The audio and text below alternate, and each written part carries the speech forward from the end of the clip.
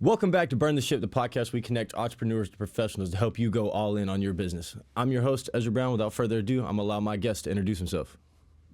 My name is Dean Hawker, and I am founder of Hawker Digital.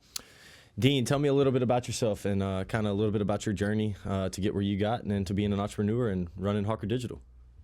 Yeah, so let's see. After a 17-year career kind of in the corporate space, I ventured out on my own, took a position, not took a position, but started a position of becoming a broker between kind of large retailers and manufacturers. So Okay. I was helping manufacturers get into the retail space. Hmm. The Home Depots, the Costcos, the Amazons of the world. Right. And that was right around or right before the crash happened in 2007, 2008. Hmm. And within about 30 days, most of my clientele went bankrupt because things collapsed so fast, so hard. Right. And so my wife and I had uh, we had two girls, baby on the way, a house we just purchased, and things were not looking great. And it was kind of one of those mother of necessity moments. Right. Um, Jobs were not plentiful at the time. I live in the Pacific Northwest, and normally it's pretty good spot for finding work, and just nobody was hiring. Right. So I kind of hitched my wagon onto a digital marketing training program. Um, One thing that I had going on the side is when I was repping these manufacturers, I was actually on the side creating a website selling some of their products at the same time. Hmm. One of the things that I found to be a challenge was how do I get traffic to my site and how do I get people to buy? Right. And so as I was going through that exercise, I kind of fell into digital marketing through necessity. And so that was officially launched in 2010. So I'm 15 years in as of May. Congratulations. So I kind of started out zero clients. Not saying learning on the fly. I did go through some training. Right. Yeah, had to learn how to go out and find clients, maintain those clients, and it's just kind of grown and since then it's just continued to go. Absolutely. What would you say, over a 15-year span of being in that digital marketing space, how have you kind of, I guess, vetted clients to kind of figure out what is your bread and butter, and kind of what is your bread and butter? I guess that's a two-part question. Yeah, typically I look for clients that one have a marketing budget on their P&L. Okay. What that tells me is that they value advertising, they value marketing their business. Hmm. Because essentially what digital marketing is an extension of advertising. I mean, what you're really trying to do is get in front of your audience. If I can see that they're active in advertising, it's kind of a nice spot there. They've got to be serious about their website and their online presence. They have to be serious about beating out their competition. Hmm. I take on clients of all sizes. I've worked with, SaaS companies, startups, local businesses. So I'll do local digital marketing for businesses. Um, you know, the ones that are a little bit have been shaky in the past, I did take on a startup mattress company one time. Hmm. The only thing they were doing was really SEO. Okay. And it was not, I was a little bit concerned about that because they just needed to have a more robust marketing plan overall. Hmm. And they didn't last, they didn't last. So, there are things that I look out for, but you can usually tell when a company is serious about their marketing. Right. And then for you, is there like a vertical or niche that has been good to you and or that you kind of hunt after? Yeah, so one that I kind of hunt after, it's a little bit difficult to find the right company is kind of industrial and manufacturing. Okay. I've found that it's kind of an underserved market. Very. Um, I know that kind of the golden rule for a lot of digital marketing gurus are going to say, build your agency on one specific target, go deep on that. I just have had a hard time living that philosophy for a couple different reasons. But yeah, I mean, I've got one client that does uh, they they recycle industrial wastewater. Mm-hmm. It's very much kind of a niche type of position, but they've got Very much so. competition, and it's really a fun campaign to work on, Right. to be honest. The search volumes aren't super high, so we have to make sure that we're very direct and very, very targeted on how we're approaching things. But yeah, that'd be an example of one that's been kind of fun and one that I've enjoyed. Absolutely. I appreciate you sharing that with us.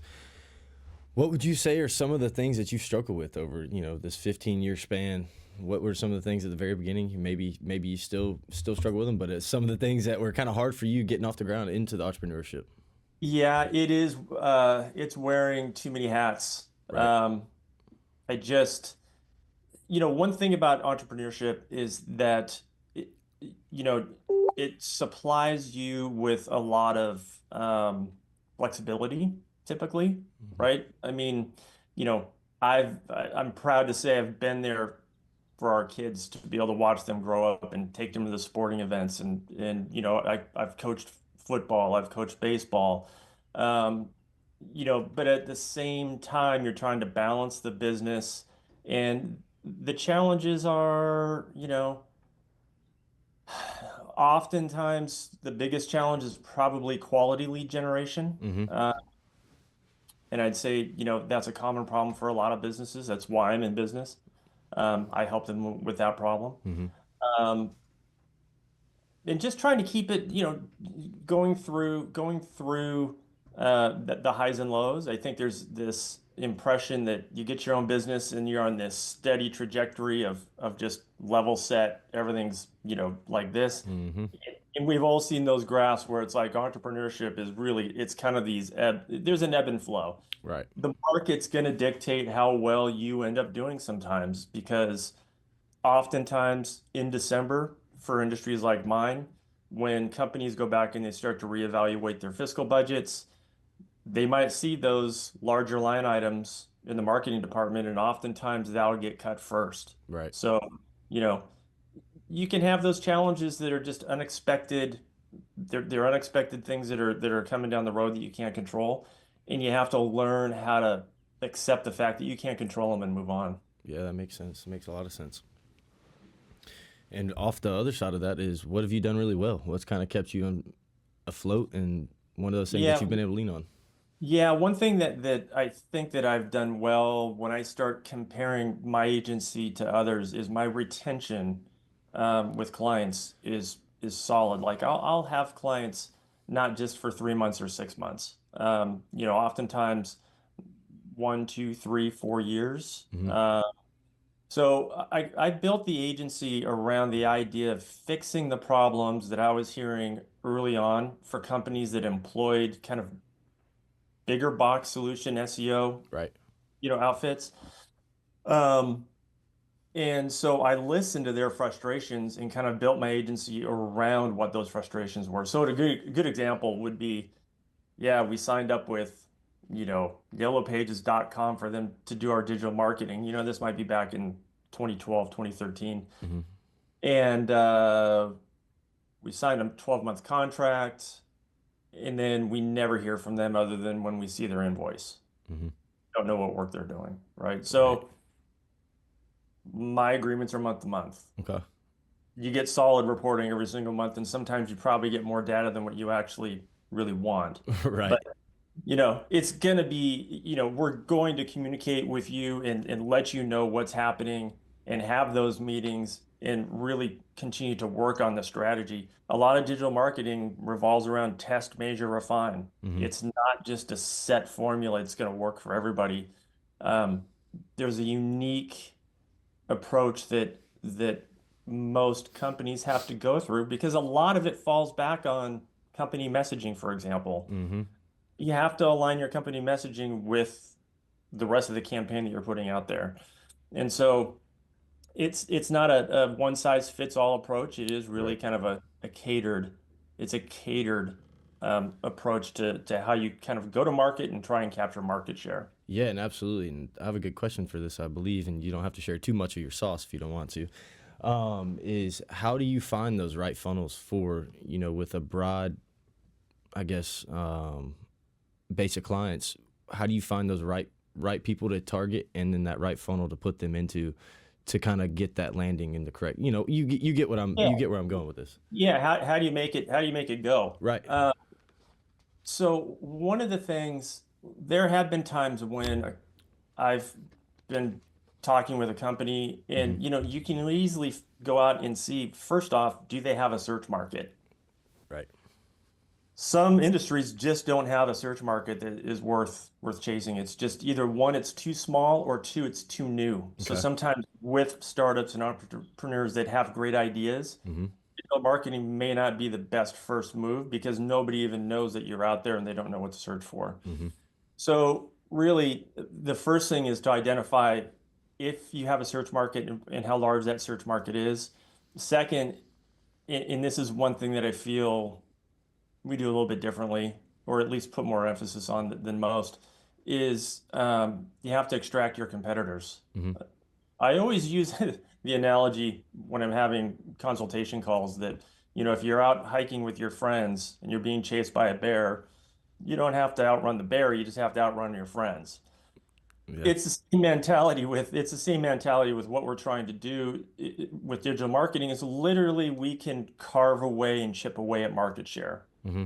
It's a measurable thing that we can do. So, that's kind of, the first couple pieces of approach is really identify the market, identify your competitors, see where you're sitting in comparison to them, and then start formulating a plan based on the assets that you have and what we can work with and what we need to create to make things, move the needle. Yeah, no, that's good stuff. Appreciate you sharing. And over the last 15 years, what's kind of helped you grow the business, whether it be the networking, word of mouth referrals, because of good work that you're doing for people? What does that look like for you? Yeah, so most of it, contrary to probably most wisdom, is it has been referral based, and it has been networking based, Okay. a majority of it. I was a heavy networker for 7, 8 years in my local area. That worked out pretty well. When COVID hit, the networking kind of energy kind of started to die down.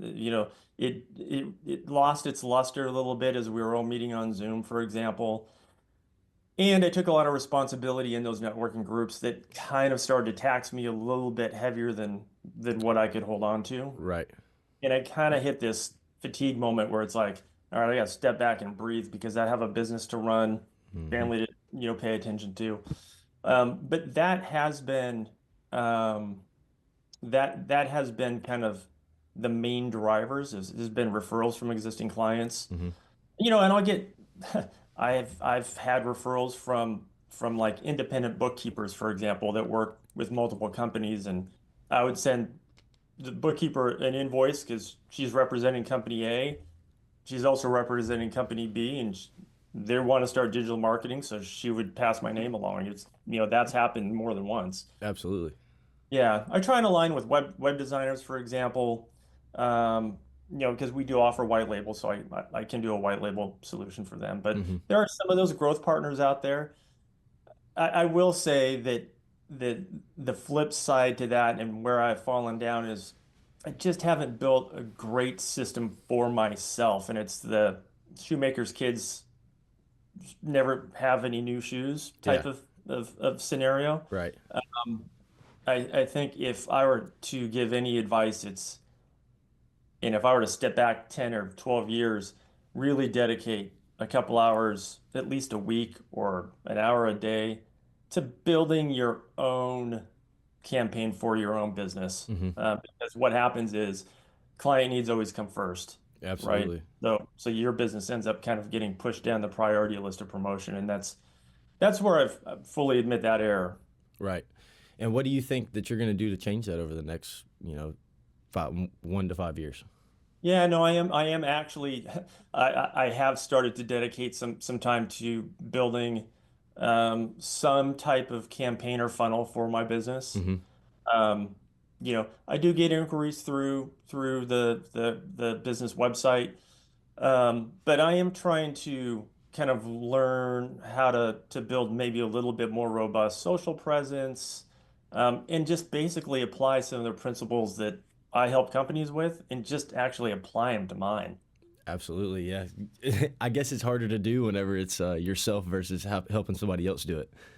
Yeah, yeah, it always falls out of priority. That's the problem. There's always something you can say has a higher priority because then you start feeling like, all right, stop being selfish. You got to take care of these other things. Go get those done and then come back to it. And then the come back to it part doesn't happen as often as you hope. Right.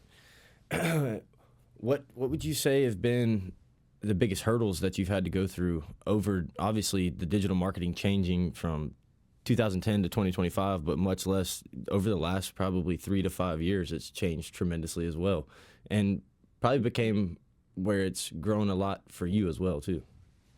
Yeah, I would say some of the biggest hurdles, if we're talking about industry specific, well, one hurdle that's always there is just catering to the whims of Google. Mm-hmm. It's unfortunate that the market share that they have for search is still so large Right. that you kind of have to lean into that 200 point algorithm and pay attention to it. And they just did another rollout in March, and we're kind of waiting to see what the ramifications of that is. So you're always on your toes in terms of um, making sure that you're staying within the guidelines and doing white hat work. And you never want to try and I've seen some crazy things over the last decade and a half of what people have done, to try and kind of, I don't want to say cheat, but manipulate outside the system. And it never holds, it never works, and you always get penalized. So I'd say some of the big challenges is just um, trying to digest and interpret the outside forces. So Google's whim, now we're dealing with AI, Mm-hmm. right? That's a whole nother rapidly moving space that I think is probably changing digital marketing. I'm not saying for the best or for the worst. It's just another change. Absolutely. And I got two questions for you though. First one is going to be, Dean, if you could do anything with your time, all right, say you got this whole thing running and it's 5, 10 years from now, you ain't got to do anything. It's just you can go hop on a bike, go whatever it is that you want to do with your time, travel the world. What do you want to do with your time? Oh boy, it's a long list. I'm an avid reader. Okay. I read 50 minutes every day minimum, so I'd make sure that that continues. I practice guitar every day, so I'd make sure that continues. Um, Eventually, we're going to find ourselves hopefully in Tucson, Arizona full time. So when that happens, I would like to get into astrophotography. Okay. I'd like to pick golf back up again. Oh yeah. I would like to have a nerdy little garage band to play with other musicians, Yeah. uh, and be outdoors more than I am now. The business takes a lot of time, and the day's packed. I mean, it's usually a 5 a.m. to 10 p.m. type of schedule. Right. And so I think just being able to kind of relax and breathe a little bit would be nice too. Yeah. And this actually is another question for you. You say 10 p.m. Do you take clients all over the country? Yeah. Okay. So Yep. just anywhere, and you got to probably, I'm sure you have them everywhere. Working at 10 p.m. Probably have some. Yeah, yeah. I say 5 a.m. to 10 p.m. Not all of I that meant 5 is a.m. not being all over of that here. is business, but it's there's the schedule is still very full, start to finish on a daily basis. Um, Absolutely. Not a big TV watcher because I just don't have time for it. Hmm. So, maybe catch up on movies or something when I finally have more time. Yeah, I've not been one of those people that fears the idea of having too much time on my hands. Uh-huh. Uh, I could fill it. I've got a lot of interests. Absolutely. I completely agree with that. I think I could feel it. A lot of golf course time for me. Yeah, But yeah, yeah. I used to play once a week when I was in my early 20s, and it was great because I actually got to be pretty good. yeah, And then, kids come along and responsibilities come along, and then your handicap goes through the roof, and before you know it, you almost forget how to play. So, don't enjoy being out there as much anymore. Yeah. when the handicaps get high. But yeah, and then the last question I have for you is Burn the Ships, name of the podcast.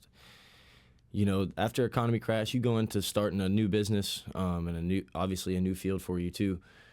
What was it like? You know, what were those emotions like for burning the ship? Liberating and frightening at the same time. Right. You You want to know, elaborate a little bit? I knew that I probably I don't know how strong my mental health would have been would I have committed to corporate existence for, another 20 years on top of what I already did. Right. Um, it's you know, it it is liberating to get out of that space, and at the same time, I think entrepreneurs and small business owners, medium-sized business owners are severely undervalued for the risk that they take, the amount of effort that they put in, the mental equity that gets applied to what they're trying to build. Right. You know, we kind of have this culture where, you know, the successful ones are the ones that have, a multi-million dollar income every year or whatever. Right. It takes a lot just to get a business going, selling your idea, finding clients, maintaining, being professional, keeping everything going. So, I really do value the small business owner. I mean, Right. it really takes a lot more work than what people think. And sometimes I have reflected multiple times, especially when the economy gets tough or business is down for some reason. It's like, man, would I have been better off just sitting in that chair, 8 hours a day and, doing my little computer actions and whatever my boss told me to do. Right. And I just don't know that I would, well, I know for a fact if I chose that, if I did not, if I were to look back and not had tried my own business, Hmm. that would have been a life regret. I knew that that's something I wanted to try. And if I didn't try it, I was going to regret it. Right. No, I can definitely understand that for sure. And then the last thing is tell the people where to find you, Dean. Uh, hawkerdigital.com is my website. I am on, LinkedIn. I'm just starting to kind of build a social presence. Um, that's mainly, I don't have, YouTube channel yet. Hmm. Maybe you're inspiring me to start one. I Absolutely. have thought about it for a while. I think one thing that gets a little bit difficult is that when you're in a business as deep as a business owner is, sometimes you feel a little bit like, is this stuff important to other people? Type of thing. Right. So yeah, but yeah, I can be found through my contacted through my website, and I'm on LinkedIn as well, which I believe is how you found Yeah, found me in the first place. it is. It is. Yeah. It is. But everybody, thank you so much, Dean, for joining us today on Burn the Ship. Once again, everybody, burn the ship.